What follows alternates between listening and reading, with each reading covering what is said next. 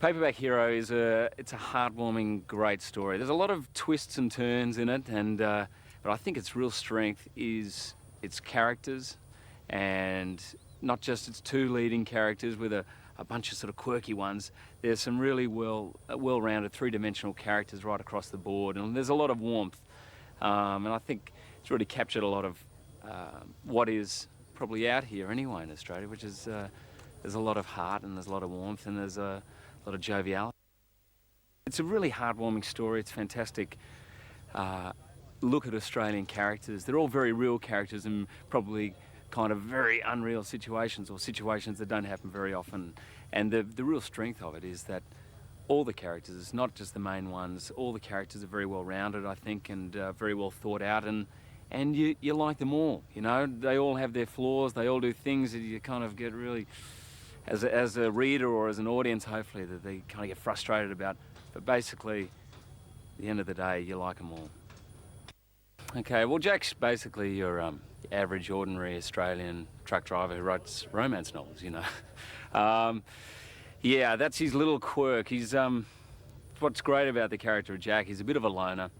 Spends a lot of time, as truck drivers do, just sort of a bit of a gypsy existence. He has a base in this town called Lucktown.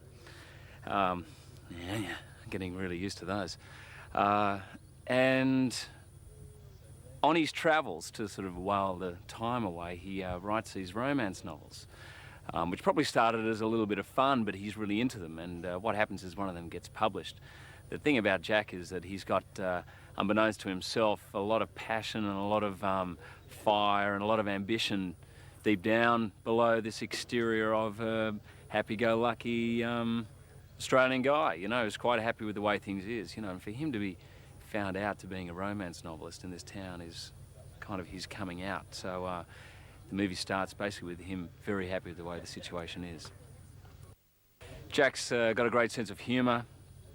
He keeps himself a little bit guarded when it comes to personal relationships. He's more than happy to have a joke around with the boys, and he and Ruby have quite a special relationship, which he thinks is probably a brotherly sisterly kind of thing, you know. But of course there's much more deep down. So it's a great chance to play what I think is pretty common in this country, particularly for men, is we don't mind talking, we don't mind sort of being there for other people, but there's a little 1/10 of us that really wants to stay nice and closed.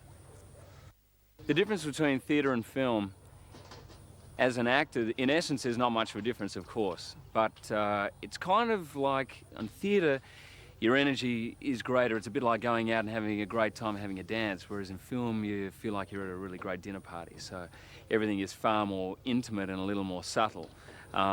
You may be feeling all those things in theatre, but beyond the fifth row, no one sort of gives a damn. You've got to kind of give it out.